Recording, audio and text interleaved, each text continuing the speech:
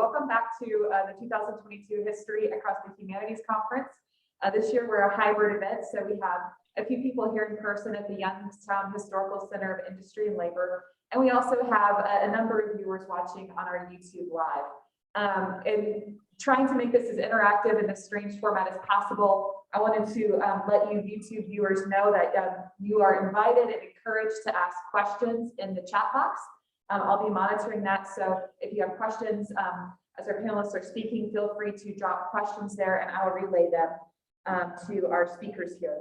We do have a slight delay from the live event here to the YouTube, but it's pretty minimal, and so far I think it's been working out okay. But yes, please feel free to drop questions in that chat.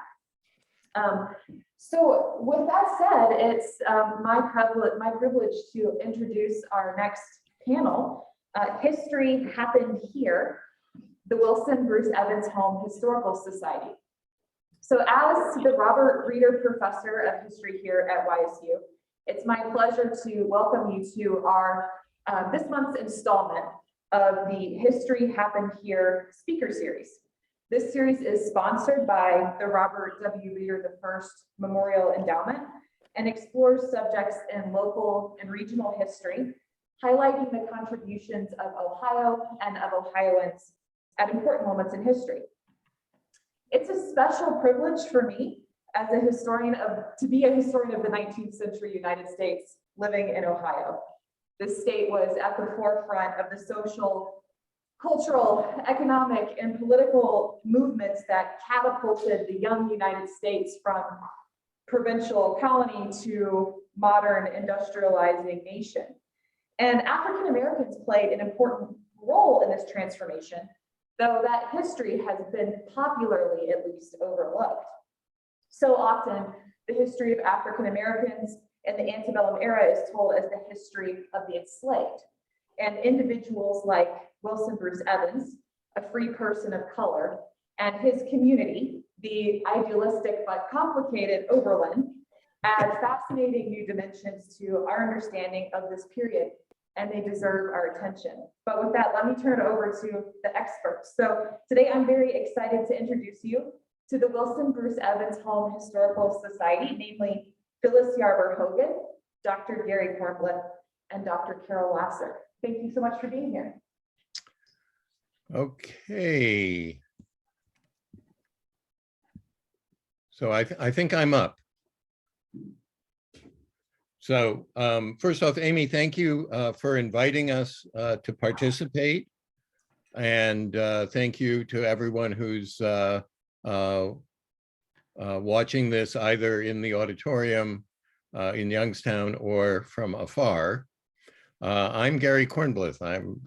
And my job today is to give a brief introduction of who Wilson Bruce Evans was and the house that he built, and then chair a conversation between Carol Lasser and Phyllis Yarber Hogan about what the project of restoring the house signifies. As Amy mentioned, Wilson Bruce Evans was a free person of color. He was born free in Hillsborough, North Carolina in 1824.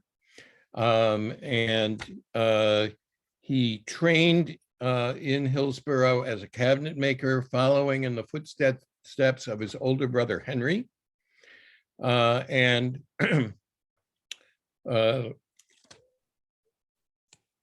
In 1853, Wilson Bruce Evans, at age 29, married Sarah Jane Leary, who happened to be, this is a little complicated, the younger sister of Henry Evans's wife, Henrietta. So you have these two families, the Evanses and the Learys, that intermarry. And then the year after Wilson Bruce Evans and Sarah Jane Leary get married, they have their first child, but also decide to move from North Carolina to the free state of Ohio, and specifically to Oberlin. They move in tandem with Henry and his family and some other residents of Hillsborough. And once they get to Oberlin in 1854, the Evans brothers open a furniture shop, but they also begin building the house in which Wilson Bruce Evans and his family would reside. Carol, can you show the picture of Right. the house? I believe it's up there. Is that right? I don't see it. That's why I asked. Okay. Let me see. It kicked you off when I was sharing a minute ago, so feel free to hit share screen again. Okay, let me try. Sorry. Hello, share screen.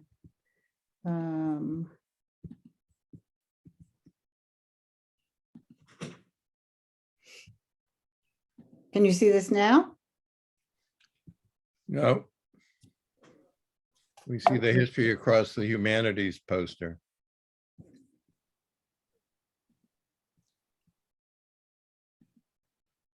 Oh, I'm sorry. Okay, try this. Yay! It always takes a minute here. Okay, there we go. Thank you. Okay, thank you. Okay, so this is a slide which shows an older Wilson Bruce Evans, not the 30-year-old who arrived in Oberlin in 1854. And the house that he and his brother Henry built between 1854 and 1856. It's located on what is today East Vine Street. It was Mill Street at the time. It was near the planing mill in Overland. Again, these brothers were both involved in furniture production. They were cabinet makers, and they found it useful to be near the town's planing mill. In 1858, both Wilson Bruce Evans and his brother Henry participated in the famous, to those of us in Oberlin, Wellington rescue. Sorry. And the Oberlin Wellington rescue occurred on September 13th, 1858, when a freedom seeker, John Price, who had been living in Oberlin for a couple of years, was captured, but with the help of a federal marshal or assistant marshal, and whisked away from Oberlin to Wellington, where his captors hoped to put him on a southbound train and return him to his purported owner in Kentucky. When news of this reached the town of Oberlin in the early afternoon of September 13th, dozens of Oberlin people left from Oberlin to Wellington, and the Evans brothers were among the first to hop into a buggy and race south. And ultimately, later in that day, Wilson Bruce Evans was a major player in breaking into Wadsworth's hotel to retrieve John Price, and then Price was returned to Oberlin, and then ultimately accompanied to Canada, probably by Wilson Bruce Evans's nephew, John Korblith. In any case, as a result of this event, 37 men were indicted for violation of the Federal Fugitive Slave Act of 1850, and in 1859, while the trials of the indicted men were going on, they were remanded to jail, where Wilson Bruce Evans was among those who served for over 80 days. This was without conviction. This was being held for trial. Ultimately, he was freed as part of a complicated legal deal, returns to Oberlin in the summer of 1859. And then 5 years later, during the Civil War, when it looks like the Union is teetering, right before the fall of Atlanta, he enlists in the Union Army. By then he has 5 kids, and he's 40 years old, but he does enlist. He returns the following year and lives out the rest of his life in Oberlin. He continues as a furniture maker, becomes an undertaker as well, and he dies in 1898. In 1898, we can go back to the picture of Wilson Bruce Evans in the house. In 1898, he passes away, and he leaves his house to his sole surviving son, Cornelius, who lives there until he dies in 1941. He is without heir, without children. He leaves the house to his niece, Dorothy Inbourne Miller, who is a granddaughter of Wilson Bruce Evans. She then continues to live in the house during the summers. She spends most of the year in Washington, D.C. And she, in 1980, succeeds in getting the house listed on the National Register of Historic Places. And then she dies in 1996. The following year, as it happens, the house is designated a National Historic Landmark. It stays in the family, but it is no longer occupied actively. And in the fall of 2020, some Oberlin history nerds, as I like to refer to us, including the 3 people participating in today's panel, reached out to descendants of Wilson Bruce Evans, who still owned the property, and said, we're interested in the possibility of converting this into a house museum and an educational center that would both tell the story of your family, but also the larger story of the African-American experience in Oberlin and beyond. Might you be open to such a conversation about this? And to our joy and some amazement, they responded immediately, and we carried on Zoom discussions for 3 months. And in January of 2021, formed the Wilson Bruce Evans Home Historical Society, which and the family donated the house and the property on which it stands to the society. The Internal Revenue Service gave us tax exempt status. And that's where pretty much where my part of this presentation ends. And I'm now going to open up the conversation for a discussion of how Phyllis and Carol, if I might use your first names, Ms. Lasser and Ms. Hogan, if you prefer, how you came to have an interest in Oberlin history, and specifically the history of the Oberlin African-American experience.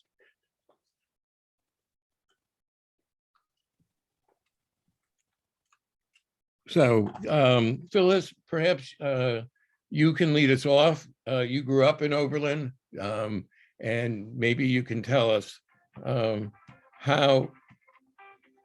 Suddenly I'm getting phone calls from afar. No one's tried to reach me all week, but right now, of course. So excuse that. Phyllis, perhaps you could explain your experience and how you got interested in Oberlin's African-American heritage. Gary, I was born in Oberlin, and I grew up on Lincoln Street, which was Oberlin's ghetto. And I say it was Oberlin's ghetto because there was a lack of city services and a lack of attention to things that other areas of the city had. And also, everybody that lived on Lincoln Street was considered less than or unworthy by people in Oberlin, and not just white folks. I'm talking about Black folks as well. And even as a child, you know, I knew that. I felt it, but I could never quite understand it, and I was confused by it. I just didn't understand why. I attended Oberlin Public Schools, and I knew absolutely nothing about Oberlin's history. Now, I got a job at Oberlin College. Now, Oberlin, like a lot of small college towns, is really divided, and it was then as well. I grew up in the community of Oberlin, and I never was involved in anything at Oberlin College, even though Oberlin, the community of Oberlin, is where most of the service employees and kitchen employees worked, that worked for Oberlin College lived. But when I went to work at Oberlin College, my world broadened. I began to met people from other cultures, from other places, and Oberlin College would bring these wonderful speakers and people to the school because they, you know, they're teaching kids. But as an employee, I felt that I could take advantage of that too. I began to feel comfortable on campus. And so I began to, you know, attend some of the sessions that they would have. But I worked full time, and in our office, there was a senior student that worked, and she would always come. They had what you call senior assemblies, and she would always come and say, "Phyllis, I want you to go hear this speaker." And I would always make up an excuse because I didn't want to go. I wanted to go eat lunch. But one day she walked in and she said, "Phyllis, you're going with me. There's a man speaking that says he traced his family back to Africa." And I was like, okay, yes, I'm going. And I went to hear Alex Haley. He was on his book tour for Roots. And it really, really excited me. I'd never been interested in history before because I'd never seen that I couldn't relate to it. But I started doing my family history research, and I learned quickly that I knew nothing about history. You cannot do genealogy and not know history.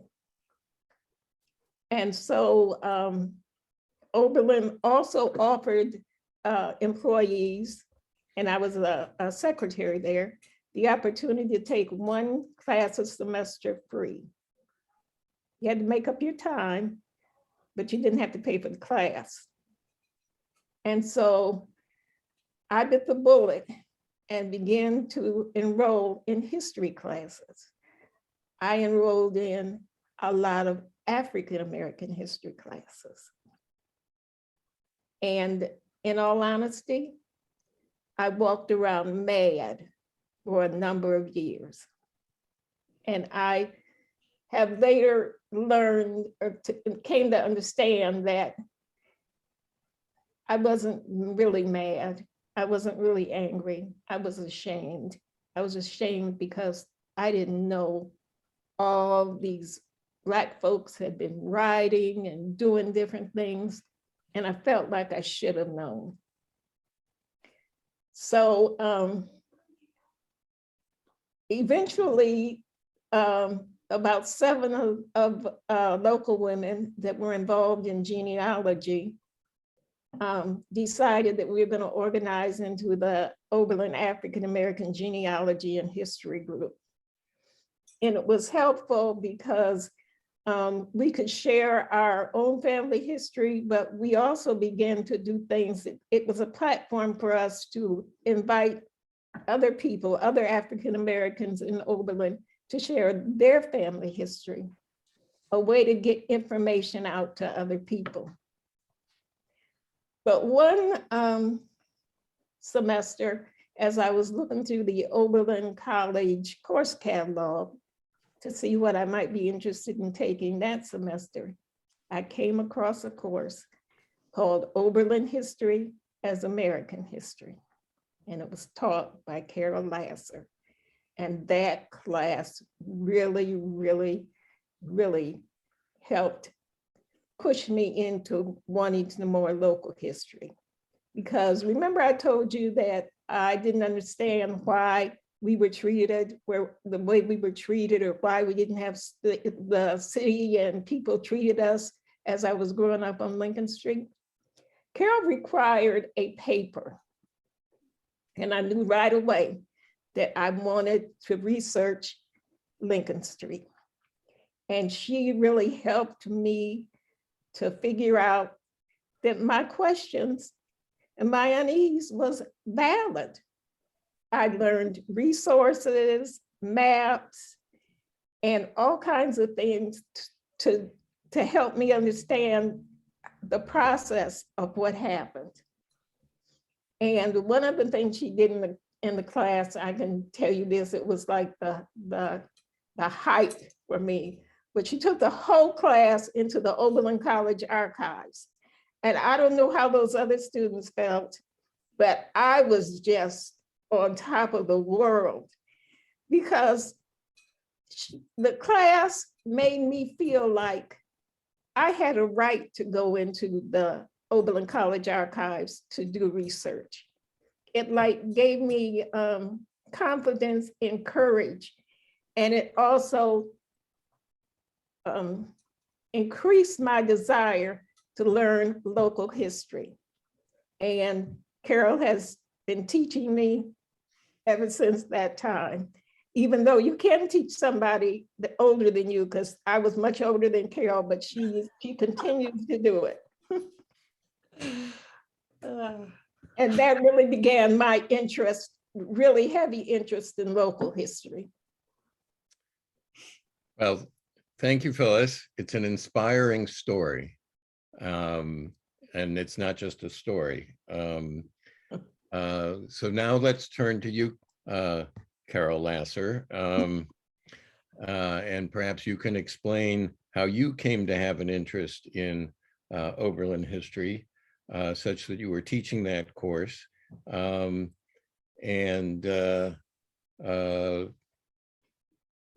how you again find yourself where we are today. So the first thing I want to say is thank you again, Phyllis Yarber Hogan.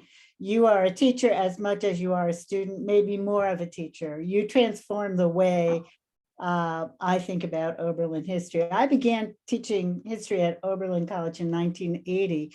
And when I came to the college, I knew the classic heroic story of Oberlin College, right? So Oberlin College is the first college to educate men and women together, to educate Blacks and whites together. And in fact, in 1980, when I first came, there's a picture of Mary Jane Patterson on the college catalog, which used to be a book in those days. And Mary Jane Patterson was the first African-American woman to get a BA, probably a Bachelor of Arts degree, probably in the entire world.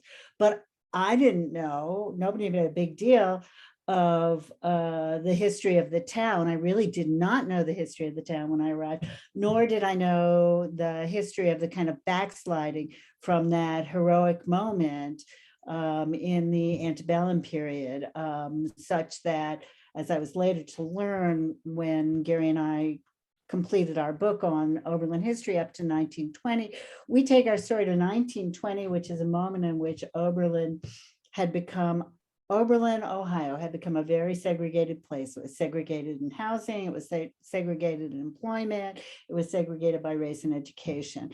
Really a story of a nadir, the fall from grace, if you will, an elusive utopia, as we call the book.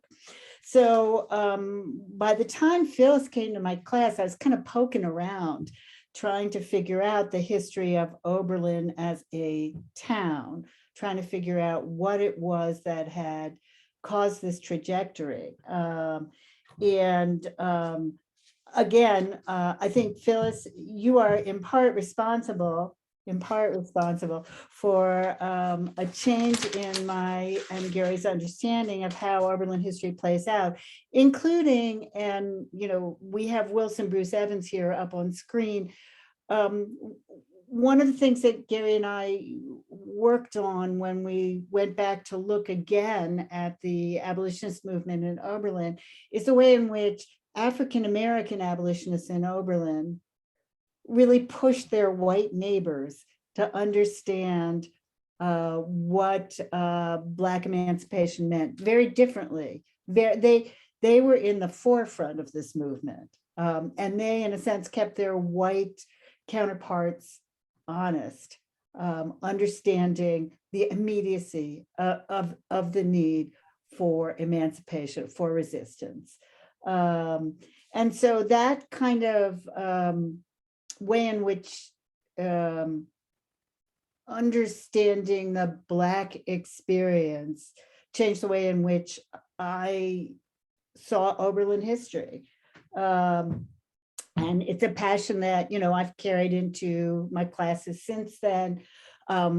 We've created, before my retirement, I had an ongoing partnership in which I would bring together students from Oberlin College with students in the high school. Our award-winning Ohio Teacher of the Year, Mr. Kurt Russell, let's give him a shout out, was open to this, and it was a terrific partnership.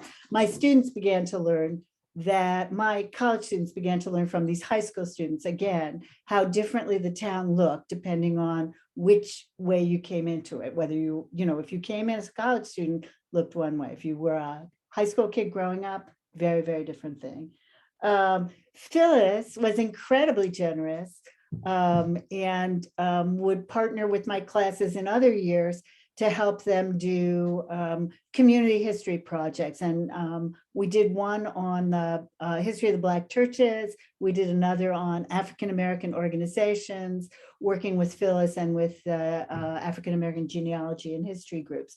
So I came around to understanding this Oberlin history as American history in a very, very different way over the years that I've worked on it. I also came to share with Phyllis shared with me, I should say, a passion for making sure that the children of the town had a better experience in history than she had than most children in most public school systems had, that they could see themselves in this history. And so for years, Phyllis and I, before we became involved with the Evans House, had talked about a place for the children, a place to do this kind of study of history. And so that's kind of how I came to it.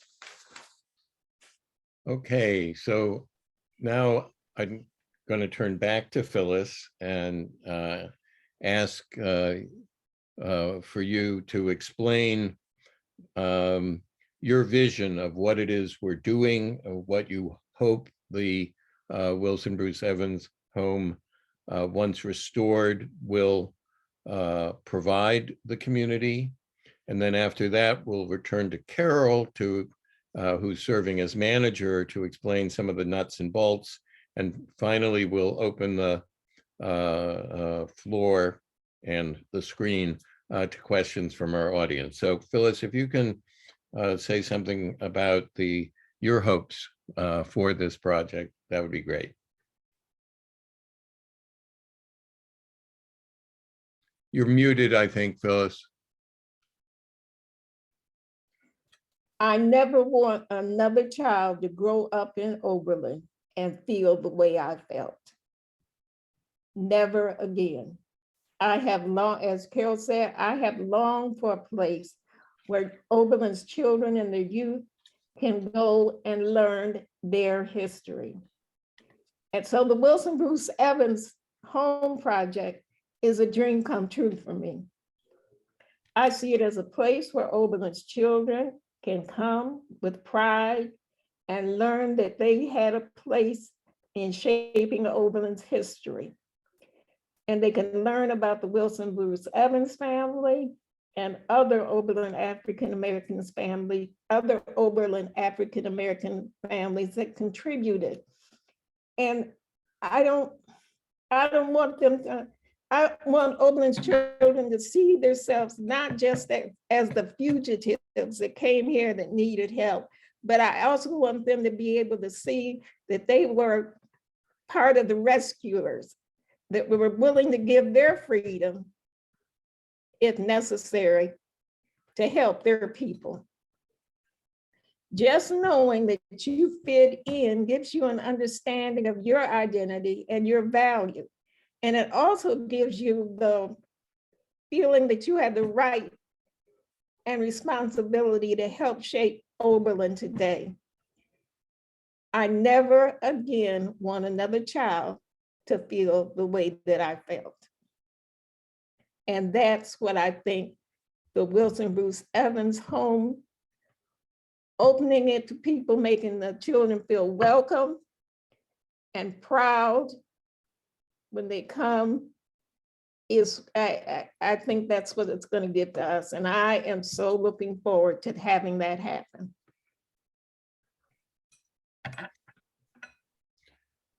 Me too. Carol, as I recall, you didn't have any experience handling a historic property and bringing it back up to its stellar original shape. But you are now the volunteer manager of the Evans Home Historical Society, a unpaid job that you spend about 50 hours a week at least upon. And I wondered whether you might walk us through some of what the society has been doing with the house over the past 14 months or so. It's my pleasure to show some, I'm going to show some slides to help me. So this is a slide that was taken on December 31st, 2020. This is Melanie Hughes. She is a great granddaughter of Wilson Bruce Evans. I might be a great. And this is her family. They came to visit the Evans house thinking that it was going to be the way that it was when Melanie as a child had come to visit, and they were in for a rude shock. Great. This is a little bit out of focus, but that's what the inside of the house looked like when they went in. And while I know at least one member of this audience saw the house in its prime, this was the first time I was inside the house. The house was a mess. Really a mess. This is part of the reason why I had been there was an infestation of raccoons, also a possum, and a feral cat that when it was removed, the animal handler said that this enormous feral cat had actually probably saved the house from damage by mice and rats. So for what it's worth, it was a mess. We started to clean it up, and you can immediately see some of the beautiful bones of this house. This is the transom window and the doors made by Wilson Bruce Evans, the balustrade and the banister, the stairway, again, his craftsmanship, another view of that. These beautiful double doors, these arched double doors that are an integral part of the house.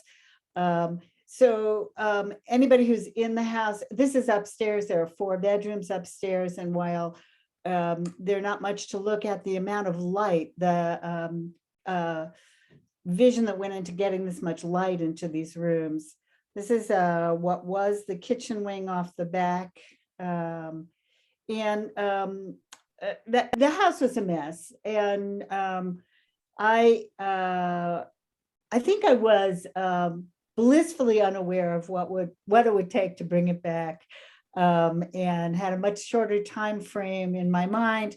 But it's a pleasure to work on a house that is this much of a treasure in terms of its architectural presence, but also to envision what it will be like again, to have people stand in Wilson Bruce Evans's own house and have that experience of understanding his life and the life of African Americans in Oberlin in the Civil War era in this truly lovely space, this remarkable place, and to contemplate what the vision of freedom was, what the vision of racial justice was. We have new plans. If you recall, the front as it now has a 1927 porch on it.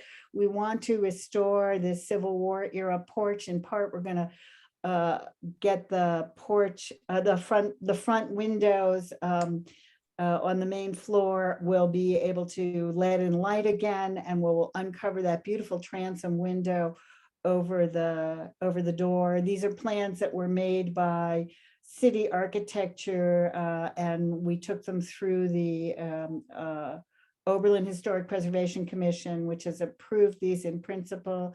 The rear of the house is going to get reconstructed with a rear entrance that will allow ADA compliant walkway in there. One of the things we've done as we've moved forward with the house is join the National Underground Railroad Network to Freedom.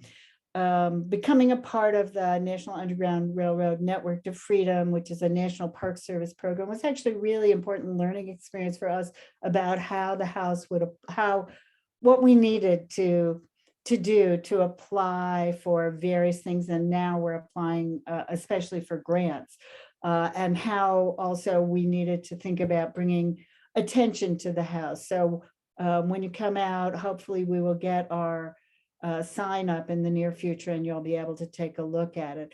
It's been a pleasure working together as a team with the descendants of Wilson Bruce Evans. This is a photograph of I think 24 descendants who came to Oberlin for our first annual meeting of the Wilson Bruce Evans Home Historical Society, September 18th. That was the closest date we could put it to the Oberlin Wellington Rescue, which was September 13th. Watch for this every year right around then. We will have our annual meeting and all are welcome. We were truly fortunate to have wonderful, wonderful weather and these remarkable people and the next generation, Phyllis, the children, right? I mean, those lovely, lovely children who came to celebrate this. One of the things that I just want to point out again, and I think, Amy, you said, you kind of obliquely referenced this when you were talking. There are very, very, very few Black historic sites, given the importance of those sites and given the Black population in the United States. The National Trust for Historic Preservation, which has over 1,000 sites now, when this slide was made, it was 95,000, has over 100,000 sites called historic sites throughout the country. And out of that, only 2% of these sites are Black identified, only 2%. So you're working in a world of scarcity, and you're working against time to try and restore these places so that they can be these sites of memory and commemoration. Even in Oberlin, there are 54 historic houses recognized by the Oberlin Historic Preservation Commission. Only 4 of those historic homes are Black identified. And the statistics for the state of Ohio are not much different. So underrepresented, decaying, the need to restore these places is real. I see the preservation of the Wilson Bruce Evans home as potentially holding a key to galvanizing a larger economic development in the historically Black southeast quadrant of Oberlin. There are 2 historic Black churches. There is the John Mercer Langston House, unrestored, still in private hands. There is that roundhouse that is in the bottom right of your screen, is being restored by the city of Oberlin as an Oberlin Underground Railroad Museum. The top left is the monument to the Martyrs of Harper's Ferry from Oberlin. There's an unrestored, well, there's a partially restored Phyllis Wheatley. It is a neighborhood full of historic sites that could really anchor a Black historic district and be one of the few places in Ohio, the nation, to really bring together this kind of Black history in a really important way. So I'm optimistic. I think there's a lot of work to be done. If you want to learn more, this is our splash page for our website, the Wilson Bruce Evans Home Historical Society. You can go to evanshhs.org. And you can contact us if you have any more questions. So that's the brief run through. I think any of us would be happy to answer questions. Yeah. Yes, we now invite members of the audience, wherever you are. And Amy, maybe you can coordinate how this works through the broadcast system. Yes, I'm happy to. So yeah, I will see if we have any questions in the room. Also, we have about a dozen people watching on YouTube. If you have any questions for our speakers, feel free to drop those questions in the chat and I will be very happy to relay them. Any questions from the room?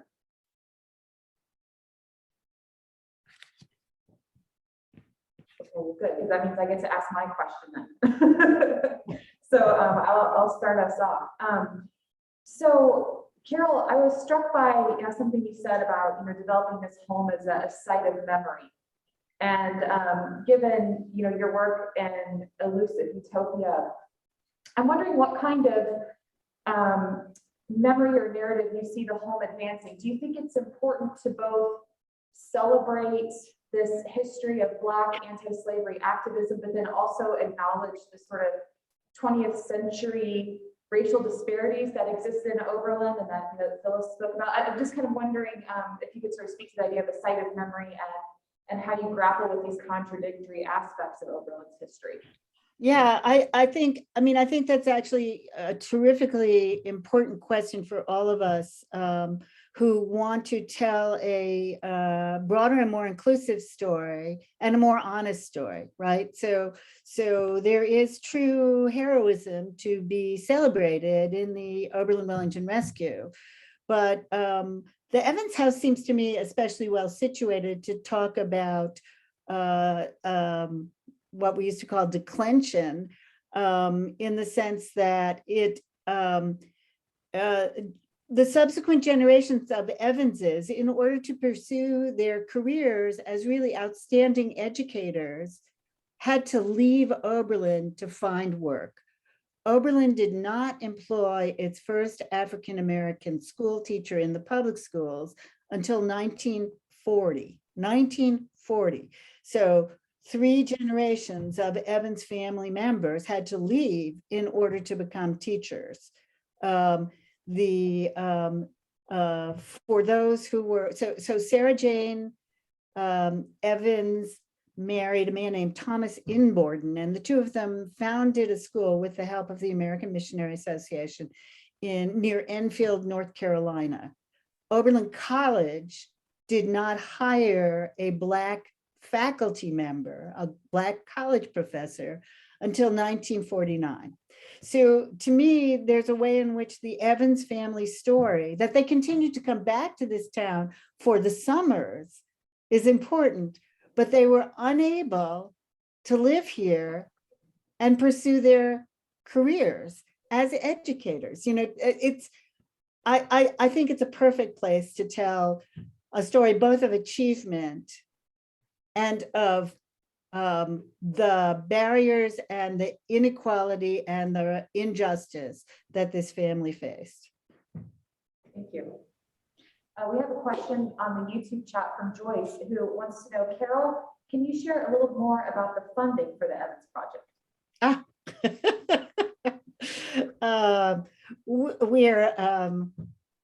I spend a lot of time writing grants. We're right now in that phase of trying to figure out where we successfully can tap into what I think is a renewed interest in African-American historical sites. One of the things I did in January was craft what they call a letter of intent to the National Trust for Historic Preservation, which under the visionary leadership of a man named Brent Leggs has initiated a program they call the African American Cultural Heritage Action Fund.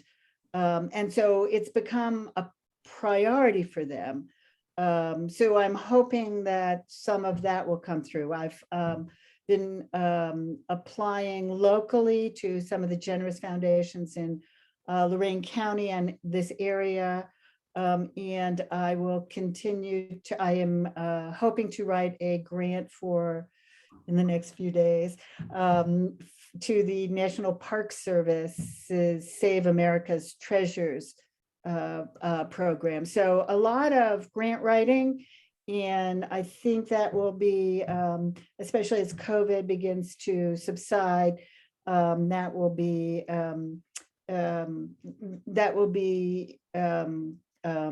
combined with visits to potential donors and more public talking. I look forward to the time that we can, get out and actually talk to people again. So yeah, we have 3 grant applications out, hoping for some success. I will say we have received notification that our application to the Nordson Corporation Foundation was successful. It was a small grant to help us with our new HVAC system. So yeah, it's a lot. When I'm not trying to figure out